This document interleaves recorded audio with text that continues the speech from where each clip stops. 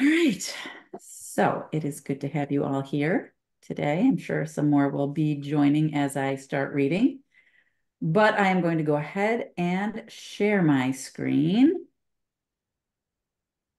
and we will be on chapter 13, section 4, the function of time. And now the reason why you are afraid of this course should be apparent. For this is a course on love, because it is about you. You've been told that your function in this world is healing, and your function in heaven is creating. The ego teaches that your function on earth is destruction, and you have no function at all in heaven. It would thus destroy you here and bury you here, leaving you no inheritance except the dust out of which it thinks you were made. As long as it is reasonably satisfied with you, as its reasoning goes, it offers you oblivion. When it becomes overly savage, it offers you hell. Yet neither oblivion nor hell is as unacceptable to you as heaven. Your definition of heaven is hell and oblivion, and the real heaven is the greatest threat you think you could experience.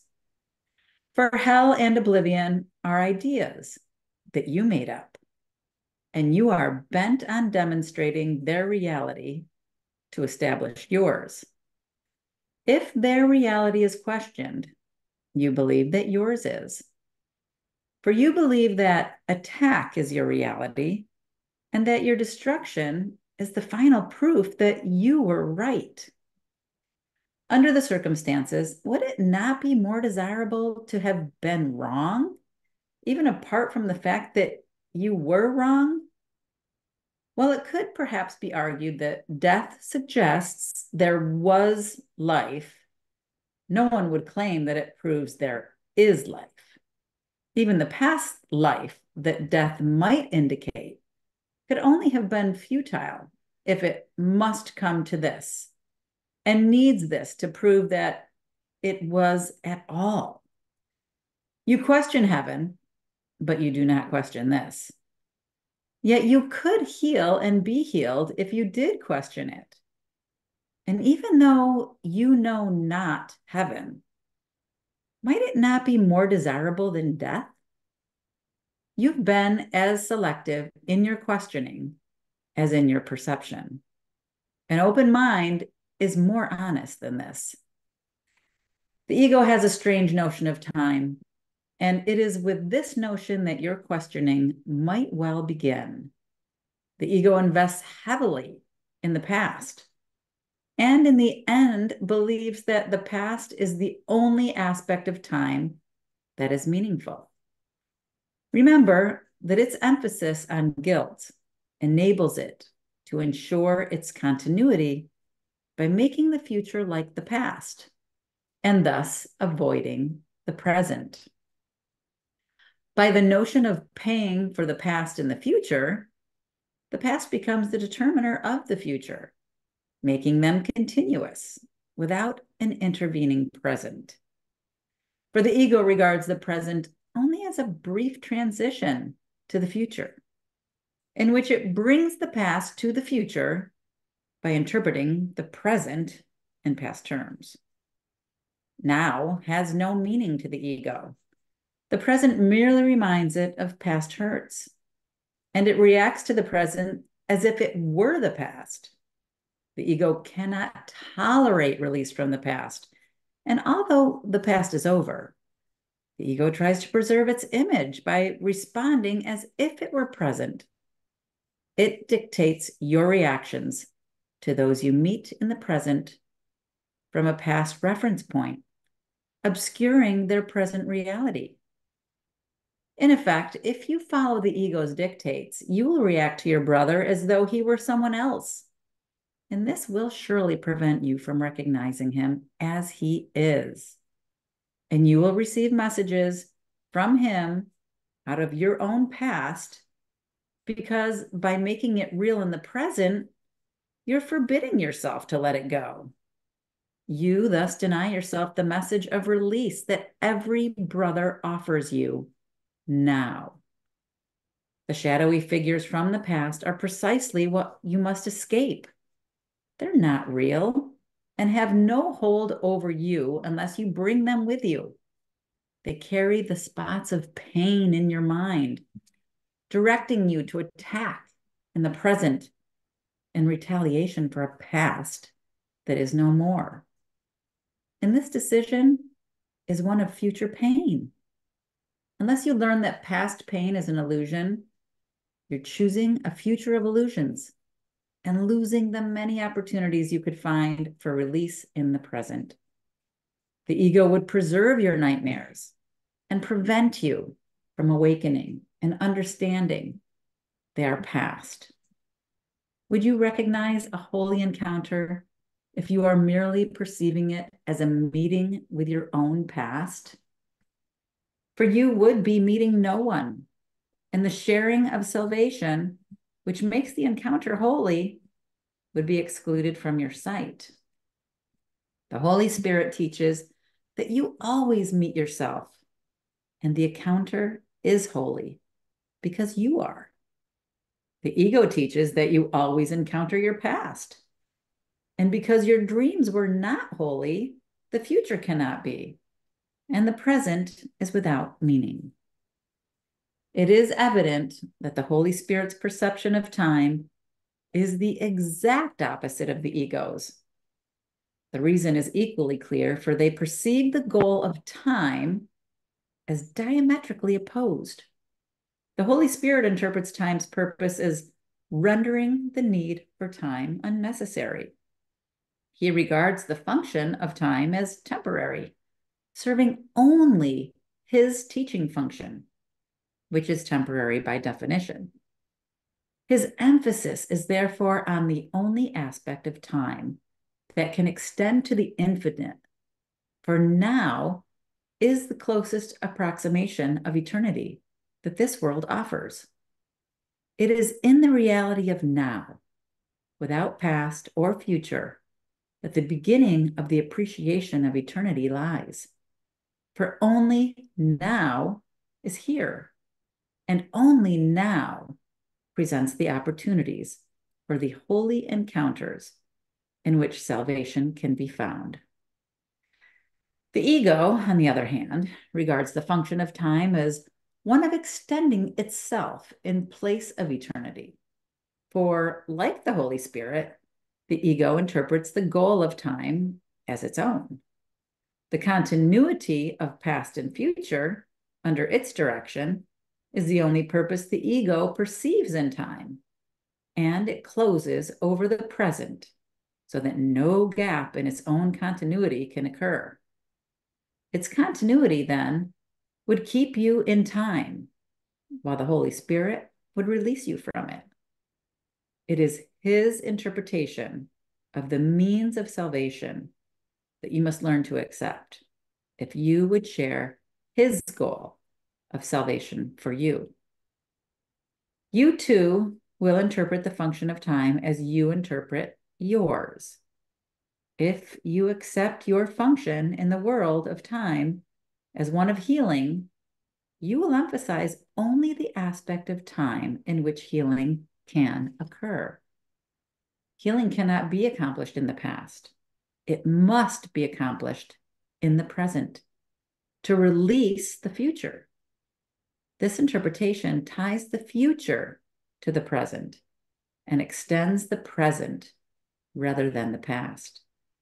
But if you interpret your function as destructive, you will lose sight of the present and hold on to the past to ensure a destructive future. And time will be as you interpret it, for of itself, it is nothing. I see Rika has joined. Hello, Rika. Great to have you here. And Ellie is back. I'm sorry I got booted off, and I think I took a couple of you with me. That was really interesting. And yeah, there was a lot of things in there that I wanted to remember. And then as I kept going and kept reading, I forgot what I wanted to talk about. Does anybody else have any burning desires before I go back through to remember what I wanted to talk about? I have a question. Sure. The part that you read that said past pain is an illusion, is that because because you're focused on the present? I, Okay. I don't understand that. I totally get what you're saying. Is there any way for you to tell me where that was, just so I can make sure I'm addressing the part that you're talking about, or is it just in general that the past is an In illusion? general, Okay. So the past pain is an illusion. Yeah. past pain is an illusion because, okay, let's say hypothetically, I have an argument with, I don't know, let's just say somebody close to you, right? I have an argument with my daughter, let's just say. And I'm stewing and stewing and stewing over that argument, right?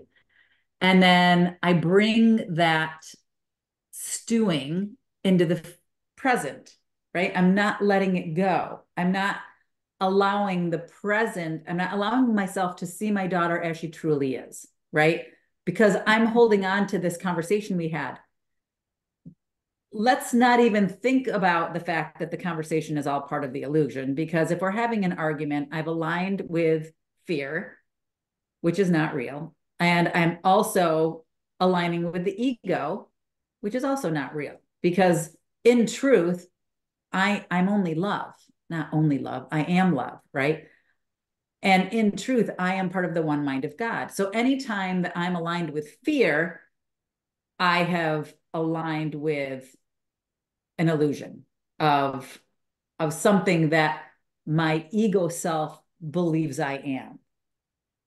But my true self knows that I am God, knows that I am part of the one mind of God, knows that I am filled with the glory of being God, source energy, the universe, whatever word works best for you, because we know that words are just symbols of symbols. My true self understands the grandeur of what I am in reality, but my ego self always wants to align with that little part of me that can be hurt, that can be in an argument, that can have hurt feelings because it forgot that it is love and that it is part of the grandeur of the one mind of source energy, right? So anytime I'm stewing over this argument that happened a day ago, a week ago, a month ago, I'm bringing the past into the present.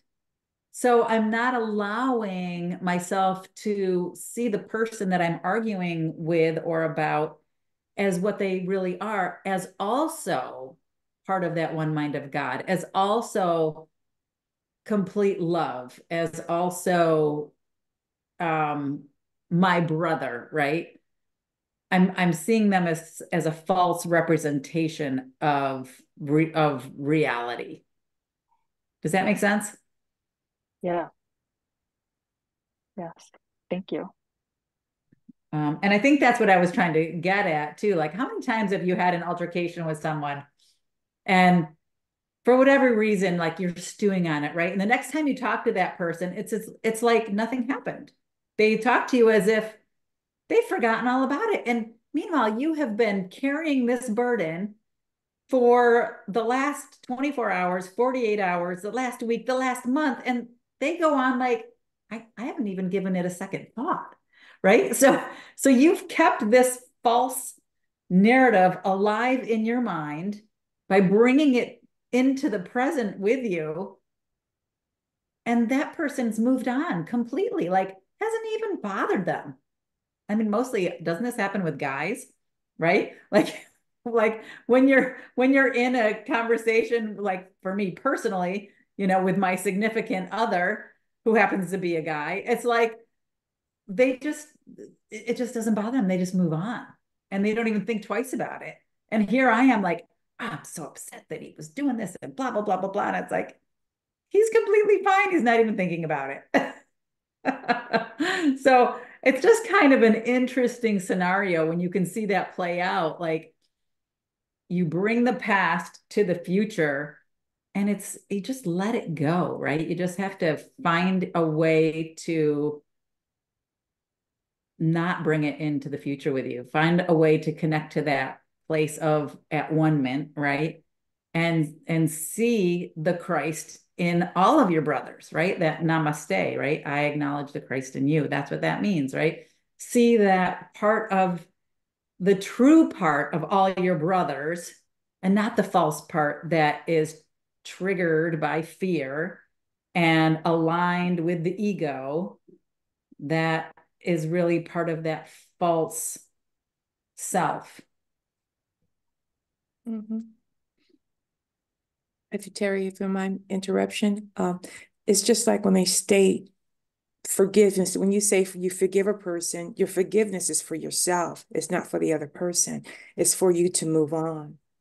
And you cannot think or a way a person should be thinking about a situation, but you stick with yourself, and the forgiveness begins with you because you're healing yourself by forgiving. Absolutely. Yeah, that's a great point.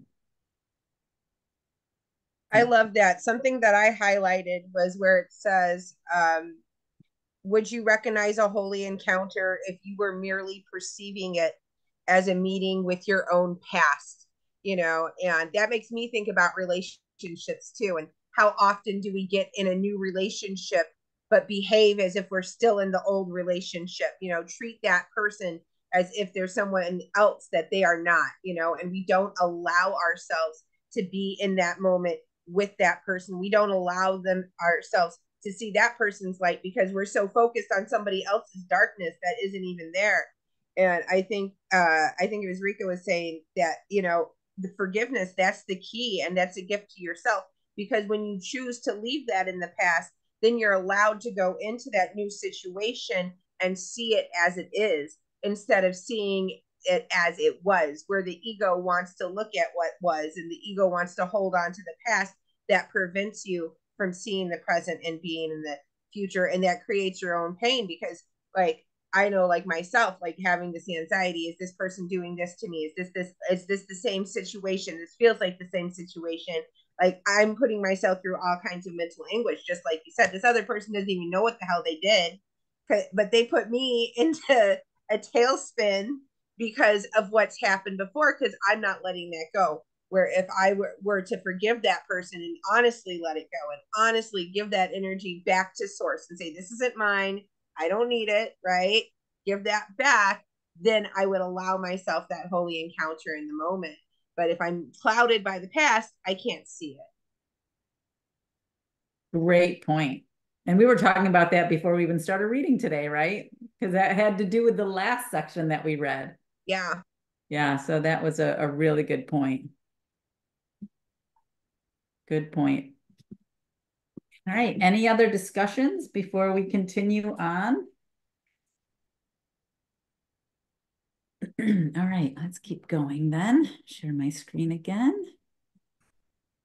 On to the two emotions. I've said you have but two emotions, love and fear. One is changeless, but continually exchanged, being offered by the eternal to the eternal.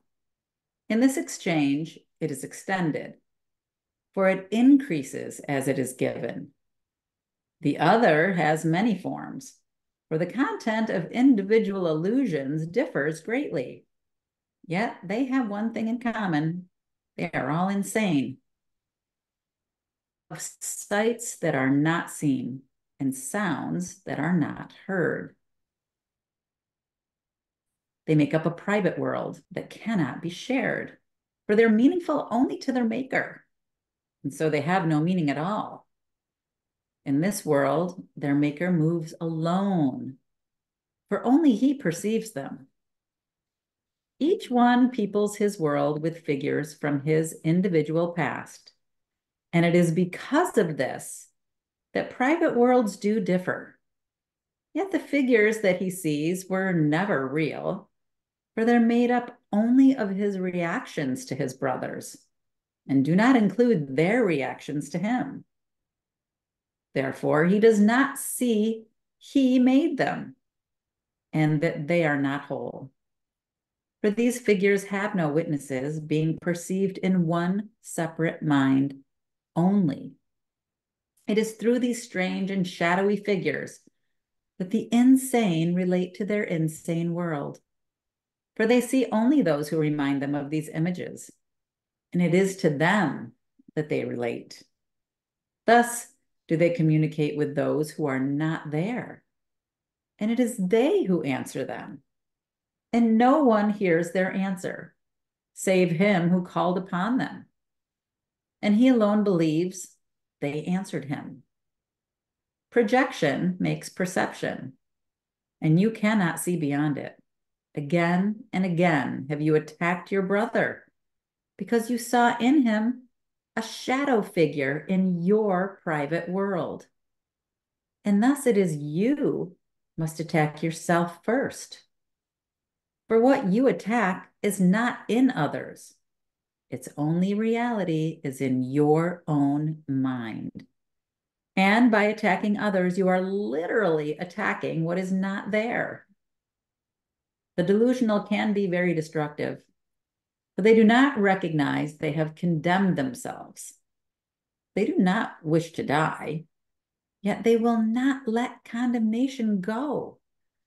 And so they separate into their private worlds, where everything is disordered and where what is within appears to be without. Yet what is within they do not see, for their reality of their brothers they cannot recognize. You have but two emotions, yet in your private world, you react to each of them as though it were the other. For love cannot abide in a world apart, where when it comes, it is not recognized. If you see your own hatred as your brother, you are not seeing him. Everyone draws nigh unto what he loves and recoils from what he fears. And you react with fear to love and draw away from it. Yet fear attracts you, and believing it is love, you call it to yourself. Your private world is filled with figures of fear you have invited into it. And all the love your brothers offer you, you do not see. As you look with open eyes upon your world, it must occur to you that you have withdrawn into insanity. You see what is not there, and you hear what makes no sound. Your manifestations of emotions are the opposite of what the emotions are. You communicate with no one, and you are as isolated from reality as if you were alone in all the universe. In your madness, you overlook reality completely, and you see only your own split mind wherever you look. God calls you, and you do not hear, for you are preoccupied with your own voice, and the vision of Christ is not in your sight, for you look upon yourself alone. Little child, would you offer this to your Father? For if you offer it to yourself, you are offering it to him, and he will not return it, for it is unworthy of you, because it is unworthy of him. Yet he would release you from it and set you free. His sane answer tells you what you have offered yourself is not true. But his offering to you has never changed. You who know not what you do can learn what insanity is and look beyond it. It is given you to learn how to deny insanity and come forth from your private world in peace. You will see all that you denied in your brothers because you denied it in yourself. For you will love them, and by drawing nigh unto them, you will draw them to yourself, perceiving them as witnesses to the reality you share with God. I am with them as I am with you, and we will draw them from your private worlds. For as we are united, so would we unite with them. The Father welcomes all of us in gladness, and gladness is what we should offer him. For every son of God is given you, to whom God gave himself. And it is God whom you must offer them to wreak gift to you. Vision depends on light. You cannot see in darkness. Yet in darkness, in the private world of sleep, you see in dreams, although your eyes are closed. And it is here that what you see, you made. But let the darkness go, and all you made, you will no longer see. For sight of it depends upon denying vision. Yet from denying vision, it does not follow you cannot see. But this is what denial does. For by it, you accept insanity, believing you can make a private world and rule your own perception.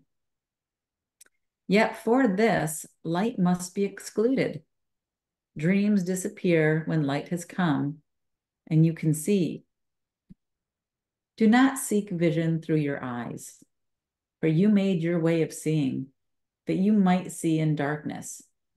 And in this, you are deceived. Beyond this darkness, and yet still within you, is the vision of Christ, who looks on all in light. Your vision comes from fear, as his from love. And he sees for you as your witness to the real world. He is the Holy Spirit's manifestation, looking always on the real world and calling forth its witnesses and drawing them to you. He loves what he sees within you, and he would extend it. And he will not return unto the Father until he has extended your perception even unto him. And there, perception is no more, for he has returned you to the Father with him. You have but two emotions, and one you made and one was given you. Each is a way of seeing, and different worlds arise from their different sights. Seeing through the vision that is given you, for through Christ's vision, he beholds himself. And seeing what he is, he knows his Father.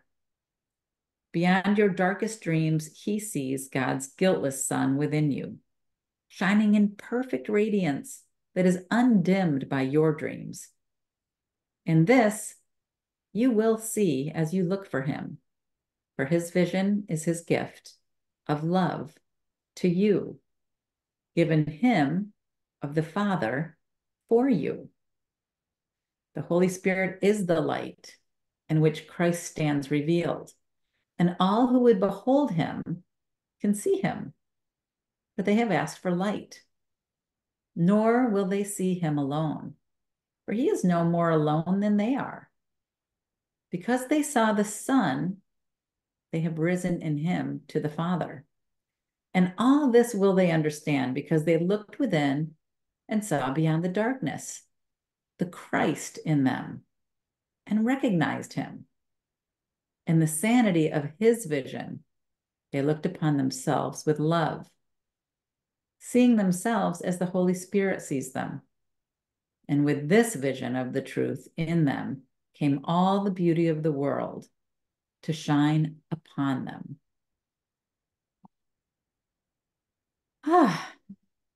That was a lot.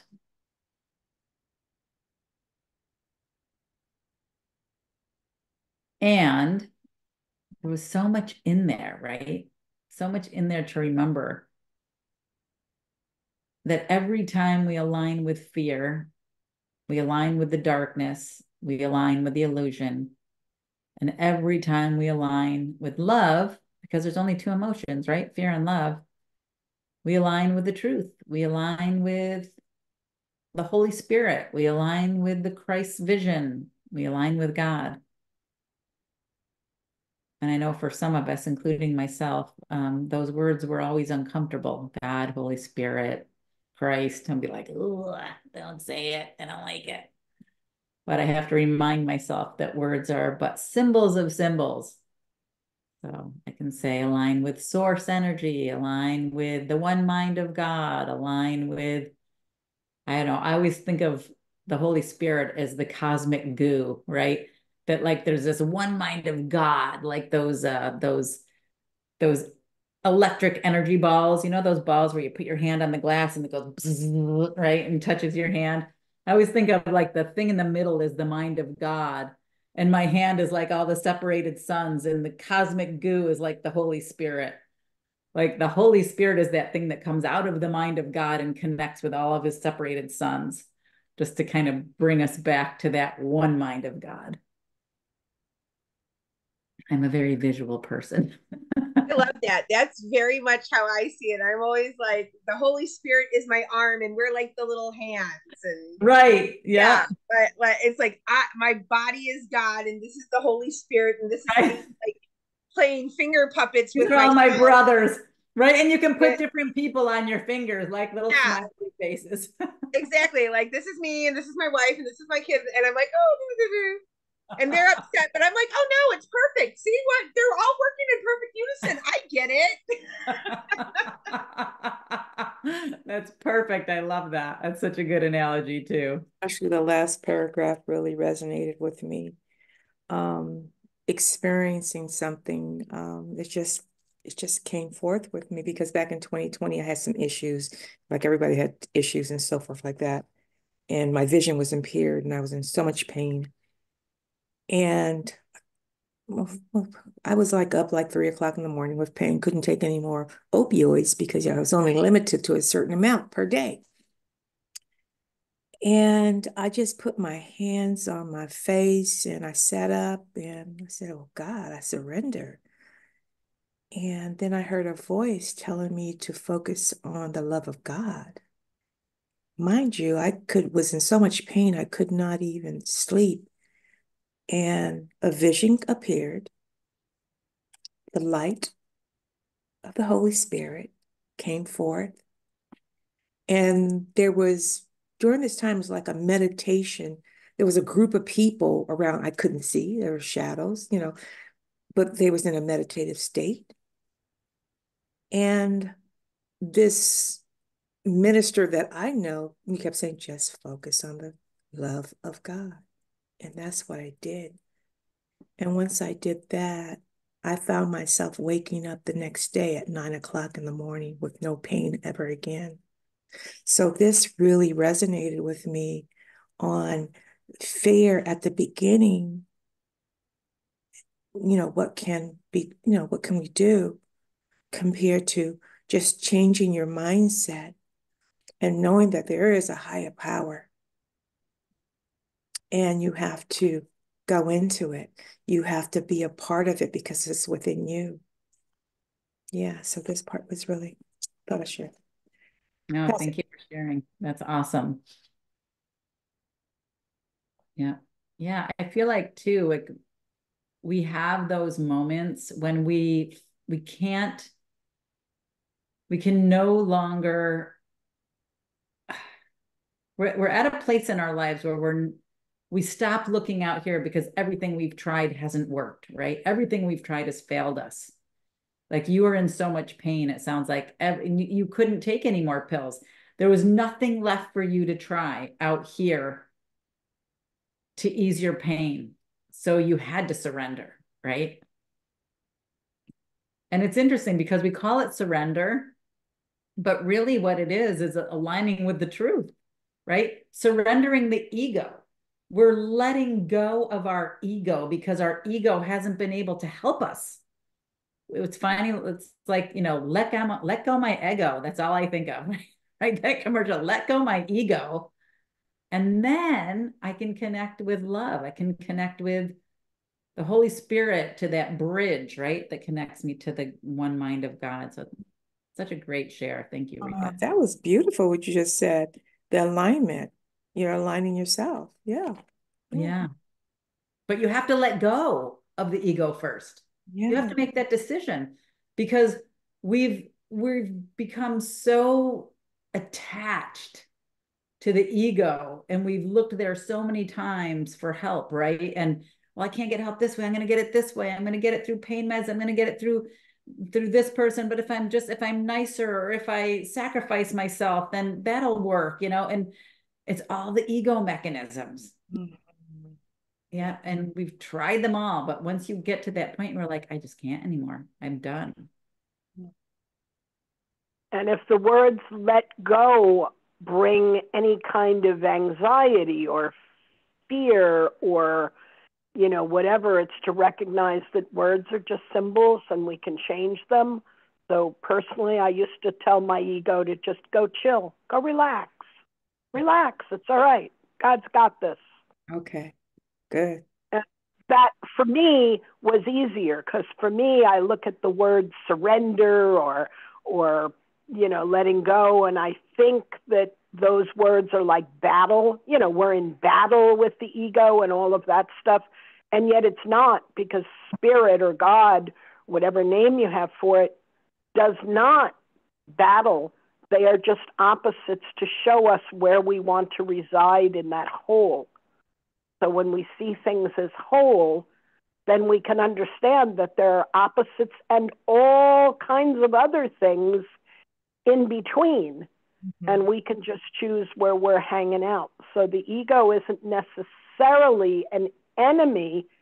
It's just another perspective that when we're using our higher consciousness, we don't have such a need to look through that lens, that prism, that frame of things. We can see the totality of something. And so then we just choose to reside there. But it's still a tool, and we can use it whenever we see fit, or if we just want to walk down memory lane. It doesn't go away. When we let go of it, quote unquote, we don't lose it. We're just relaxing it and telling it to go look out the window on the bus. Okay. Oh, good. Yeah, that's a great way to look at it, Mary. Thank you. All right. Any other questions or thoughts? Well, I wanted to say that that's a beautiful miracle that happened with that healing. And I've had the blessing of being able to see that light and receive light healing in a similar way. And it's just such a miracle when it happens. And those are the moments that I really hold on to in life when things are hard, and it's like, why is this happening? Like, I remember the perfection, I remember the light, and I know that if that's perfect, this too has to be perfect. So it's just such a blessing when you get those moments in life and everything. So thank you so much for sharing yours. Because I feel like when we share those with each other, it's like we get it too, because that happened for her. And now I've experienced it through her. And it's just so wonderful. I love whenever I hear about miracles, and especially miracles of light, where you actually experience the light, because those have been some of my most transformational moments in my life. And the last paragraph, and even the very last line, pretty much is really what hit me. I felt like we kind of talked about this before you read about it, which was so interesting and fun, and then, but the way we spoke about it also brings up questions, and then I feel like it also answered the question in the end of it.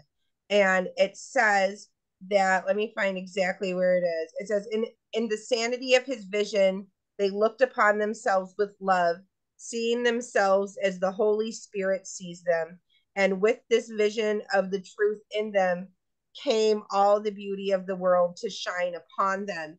And I feel like that's the key. And it's telling you that the key is to self-love, and self-worth and everything like that. And right now, I just got the book Worthy on Audible. It just came out. And it's so funny because I keep trying to, I want to listen to it, but I keep getting distracted and everything else. And like in the beginning, it was saying how like you block it, like you're scared of heaven, you know, and it's like, why are you so scared of that? And I got this book. I heard her speak. I bought it before it came out. I got it the second it came down, and I've heard the first story and cried 5 times, but I haven't got beyond that. And it's so funny because I hear it saying, like, that's the key, is to love yourself first, and to see your light in you. Because once you see that light in you and that light is shining from within you, it shines on everyone around you, and you can't help but to see it in everybody else, you know? So yeah, that was a very exciting line for me too, because it was like, yeah, we were just talking about that, but, and then they're like, there's the answer. I was like, yay. So yeah. That's awesome. Yeah, thank you so much for sharing that. So true. I think, you know, a lot of that is true. Like when we read this, we'll have these discussions in between, and then all of a sudden we start reading and it's like, oh, we just talked about that. But it's clarifying everything we just said about it, right? And it lets you know that like you're in the flow of it, right? Because it's Yes. really like a flow of information, like a river of information that we're all hopping in a canoe and going along for a while. And it lets us know that we're in it because Yeah, we're saying exactly what it's saying. So that's also like beautiful confirmation. it is beautiful. Yeah, it is beautiful. All right, we have 20 more minutes. I think we can try to start the next one. It's long. I'm going to say I'll try to read fast, but sometimes if I read too fast, it kind of makes it hard to understand. So, does anybody else have anything they want to share before we continue? No. Okay. Here we go. Finding the present, right? Which is the goal. To perceive truly is to be aware of all reality through the awareness of your own. But for this, no illusions can rise to meet your sight. For reality leaves no room for any error. This means that you perceive a brother only as you see him now. His past has no reality in the present, so you cannot see it.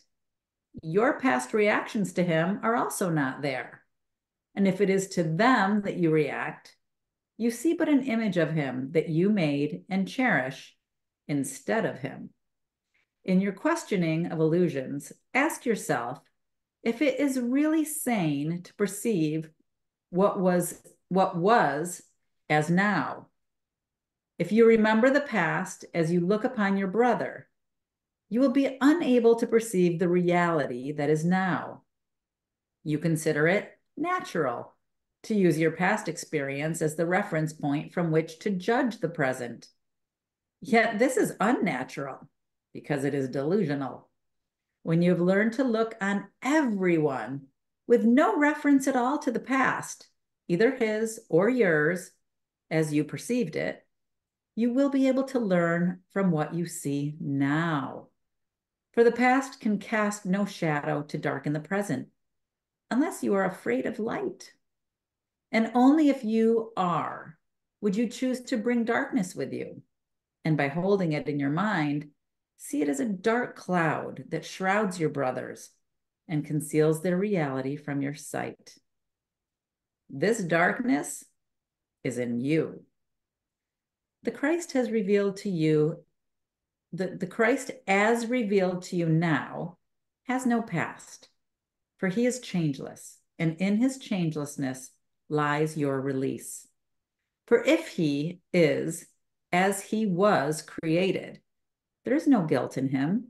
No cloud of guilt has risen to obscure him, and he stands revealed in everyone you meet, because you see him through himself. To be born again is to let the past go and look without condemnation upon the present. The cloud that obscures God's sun to you is the past. And if you would have it past and gone, you must not see it now. If you see it now in your illusions, it is not gone from you, although it is not there. Time can release as well as imprison, depending on whose interpretation of it you use. past, present, and future, are not continuous unless you force continuity on them. You can perceive them as continuous and make them so for you, but do not be deceived and then believe that this is how it is. For to believe reality is what you would have it be according to your use for it is delusional. You would destroy time's continuity by breaking it into past, present, and future for your own purposes. You would anticipate the future on the basis of your past experience and plan for it accordingly. Yet, by doing so, you're aligning past and future and not allowing the miracle, which could intervene between them, to free you to be born again. The miracle enables you to see your brother without his past, and so perceive him as born again. His errors are all past, and by perceiving him without them, you are releasing him. And since his past is yours, you share in this release. Let no dark cloud out of your past obscure him from you, for truth lies only in the present, and you will find it if you seek it there. You have looked for it where it is not, and therefore have not found it. Learn then to seek it where it is, and it will dawn on eyes that see.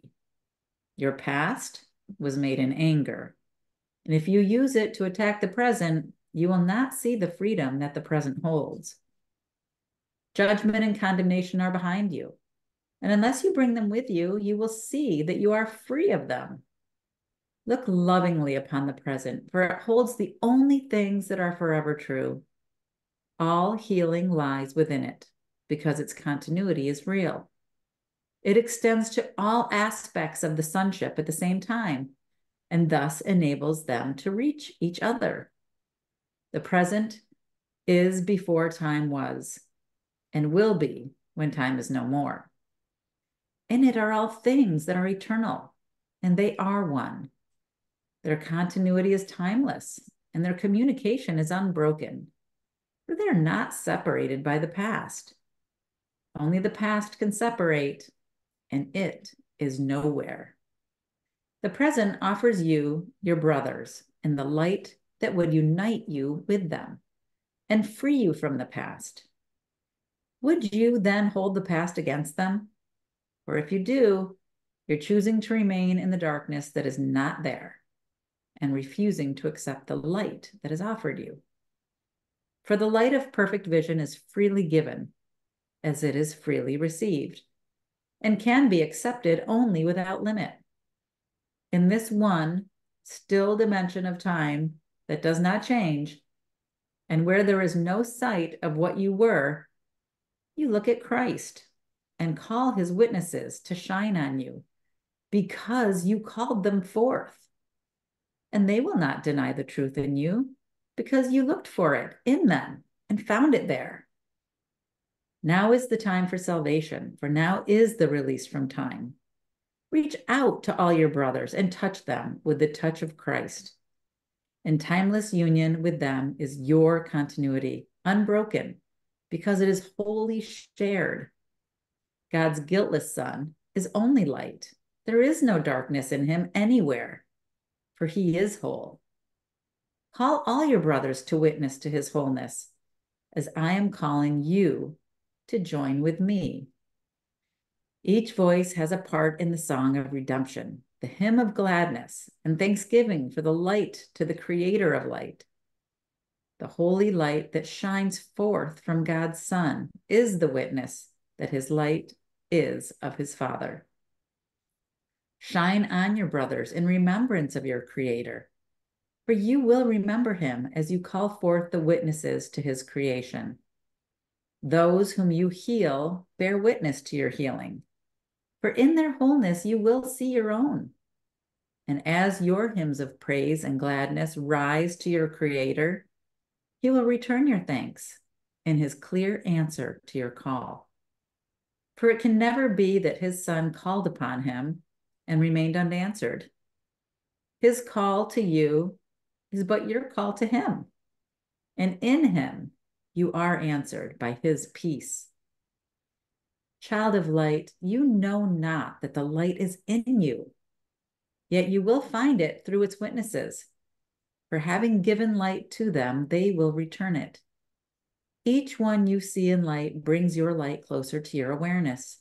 Love always leads to love. The sick who ask for love are grateful for it, and in their joy they shine with holy thanks. In this they offer you who gave them joy. They are your guides to joy, for having received it of you, they would keep it. You have established them as guides to peace, for you have made it manifest in them. And seeing it, its beauty calls you home. There is a light this world cannot give, yet you can give it as it was given you. And as you give it, it shines forth to call you from the world and follow it. For this light will attract you as nothing in this world can do. And you will lay aside the world and find another. This other world is bright with love, which you have given it. And here will everything remind you of your Father and his Holy Son. Light is unlimited and spreads across this world in quiet joy. All those you brought with you will shine on you, and you will shine on them in gratitude because they brought you here. Your light will join with theirs in power so compelling that it will draw the others out of darkness as you look on them. Awaken unto Christ. Awaking unto Christ is following the laws of love of your free will and out of quiet recognition of the truth in them.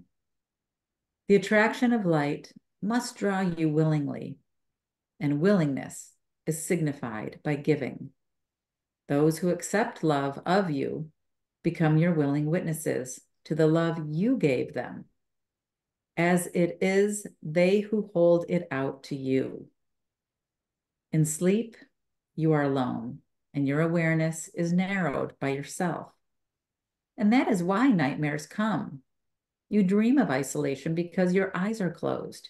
You do not see your brothers, and in the darkness you cannot look upon the light you gave them.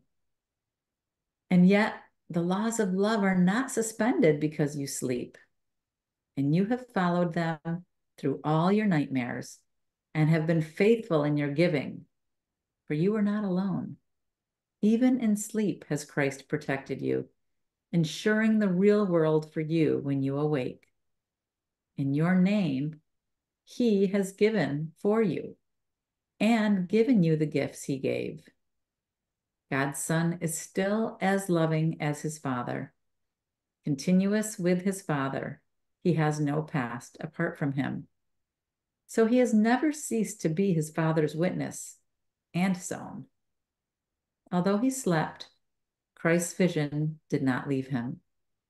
And so it is that he can call unto himself the witnesses that teach him that he never slept.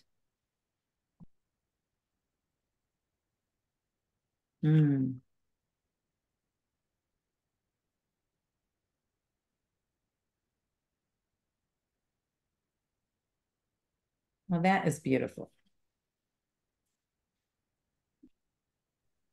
Finding the present.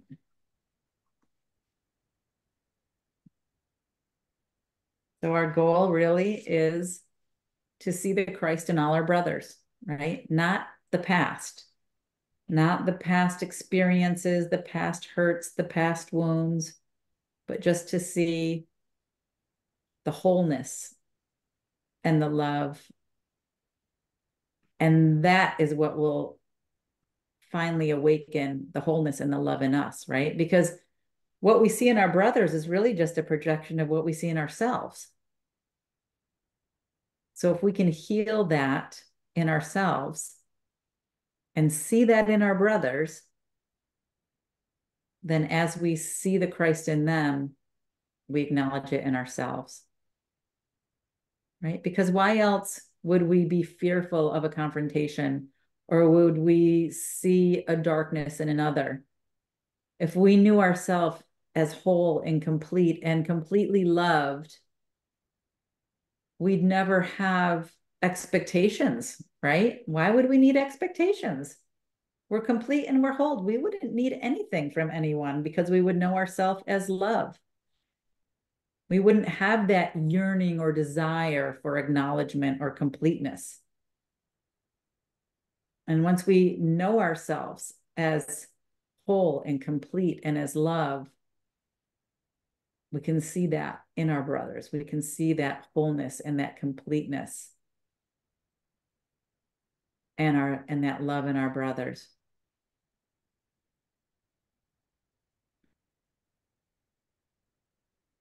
Any thoughts? Any shares?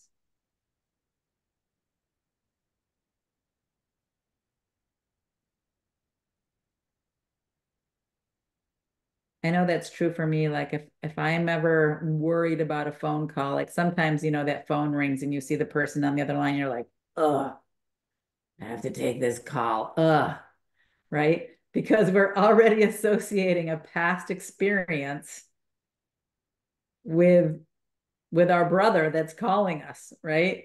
So this is what I used to do. I used to have a client, actually, it was so funny. I used to have this client, I'm not going to say who it is, but it was one of my like biggest clients. But oh my gosh, every time they would call me, it was always like a problem. And so I would like, my heart would just be like, oh, it's going to be a problem. I don't want to deal with this problem, right? So I renamed this person something really silly, like it's almost something childlike. So instead of this person being, let's just say John Smith, it would be like Winnie the Pooh, right? Oh, Winnie the Pooh is calling me. And I would see that person differently, right? I wouldn't see that person as John Smith. In my mind, I'm like, oh, Winnie the Pooh is calling me. This is going to be a fun conversation, So I would trick myself so that I was already in a receiving mode of love. I was already in a giving mode of love and light because, like, who doesn't want to talk to Winnie the Pooh, right? That's not something to be afraid of. So that actually did help when I renamed that person in my phone. So like the person's name would pop up and be like, oh, Winnie the Pooh is calling. Awesome. You can talk about Christopher Robin.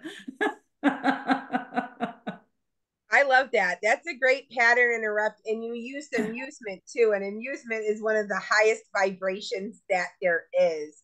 I used Totally. to have a teacher that would always tell like the most random courting jokes. Like anytime stuff got really heavy, then he'd tell like a random corny joke just to bring everybody's vibration up. Because sometimes you need to learn about the heavy, but then he'd bring us all back up with amusement. That's a really Sure. clever way to do it, to like get yourself amused before you start.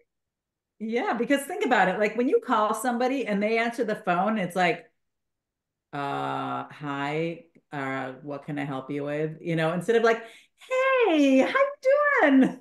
Thanks for calling me. All of a sudden it's like, now you've brought that energy into the conversation. You've already increased the vibration of the conversation by bringing the light with you instead of bringing this like, oh no, I don't want to talk to you.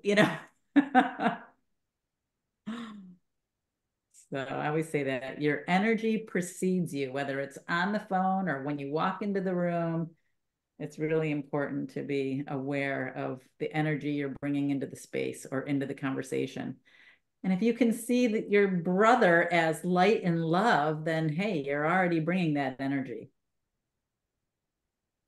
I really liked, and I can't find where it said it, but it said somewhere that, like, know that while you're asleep, Christ is still preparing heaven for you. And there's been so many times in my life where I realized, that I wasn't appreciating something, where I realized, like, I'm looking at you like you're somebody else, and that's not fair to me or you. And I allowed that veil to be lifted. And I did look around and I was like, wow, like actually my life is pretty amazing. I am super blessed and I am super grateful. So I'm gonna have to read it and found it, but I really liked where it said that even when you're asleep, like Christ is still building that heaven for you. It's still there, even if you don't see it. And it also helps me relate to people who I can see their blessings and they cannot, you know. because sometimes that's confusing for me. You know, like I see how amazing you are, I see how wonderful your life is, but you're so terribly, terribly depressed, you know, and it just lets me see that it's no, it's waiting for them. Like they will get that, you know, they will get there when the light hits just right. They're going to be able to see that too. So I think that was a really beautiful part where ever that was. I really liked that, and it like fills me with hope, you know. And again, when I was talking about like when shining your light on your brothers, it was making me think about what I was saying with Rika sharing her miracle and everything. She's shining her light on others and it's able to connect, you know. So that was very much what we had just been talking about. Again, you know, finding your light within you, allowing that to shine so your brothers can see that when they can't see their own light. Because, like, when your client's calling and they're in that dark place, if you answer in a dark place, that's not going to get them out of the dark place. You have to turn on your light. So, you know, you got to do that by giggling about Winnie the Pooh for a second and getting yourself ready for that. So you have your light on and they can see your light and go to the light in their darkness. So yeah, I just thought that was really beautiful and just a really hopeful, what is it, a chapter, verse? I don't know. It's really hopeful. I like it. Yeah. I think it's also one of the first things you read in miracles, right? It said a miracle is when you temporarily have more and you share it with someone who temporarily has less, right? And I feel like that's what's meant by shining your light in their darkness, because temporarily they've forgotten, right? They've forgotten their light, but you're filled with light because you're humming along and you're connected and you're, you know, you're vigilant of your mind wandering and you're doing the work to stay connected to love versus fear, and you're seeing the light in your brother and it's building and building and building, and your energetic frequency is up here. So it's easier for you to share, right? Than when you're down here and going through a tough time, right? Which we know it's part of the illusion, but we also know that, hey, I've been there. I've been in that dark hole. And I did have someone who shared their light with me, and it made all the difference in the world. And the fact that they believed me and they refused to see me in my suffering. They said, I see the light in you. I see your greatness. I see your grandeur. And they sang me a song all about that. And that was the turning point. I was in that dark hole of depression and despair. And they said, no, I don't see that. I see the lightness in you. I see your greatness. And I'm going to sing you a song to remind you of who you are. And boy, I'll tell you, that was a miracle. That was a miracle for me. And that's when my whole world changed. My whole world changed from living below the line to living above the line and really understanding what it means to be of service, right? Because when you're living above the line, you understand that my only function is healing. My only function is being of service to my brothers and seeing the light in them, right? Because then I can see it in myself. When you're below the line, it's like, life isn't fair. I got a raw deal. This stinks. If this is the illusion, I'm out. I'm done. This is a joke. Get me out of here. You know, I was supposed to have my happily ever after and it's not coming.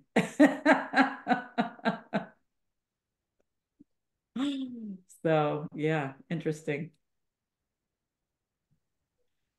All right. Anybody else have anything they want to share before we close? Because I know we're after 1:30 and the eclipse is coming. Oh, it's coming. I'm glad it was after the class, so I was able to join. Good. So. Awesome. But we're cloudy over here. I don't know how. Oh yeah, is you cloudy? We're sunny. We're in Florida. Oh, you're I sunny. have clear skies. I think I'm going to see it. Yeah. I'm in No. the Midwest by Chicago. Okay, so but we're really cloudy here. I think they did it, and this is the totality over here in this area, and we're really cloudy. It's just going to be a tad bit darker than it is now. Yeah. Yeah. Yeah. Well, we're not getting the totality. I think we're like 60%, but You still get all the vibes though. So Yeah. Yeah. It's true. well, thank you all for joining. And as always, fantastic conversation. You guys are amazing. Thank you for being my brothers in light and my sisters in light. And I I see the light in all of you, and thank you so much for sharing your light and your love and just being here. It's really amazing.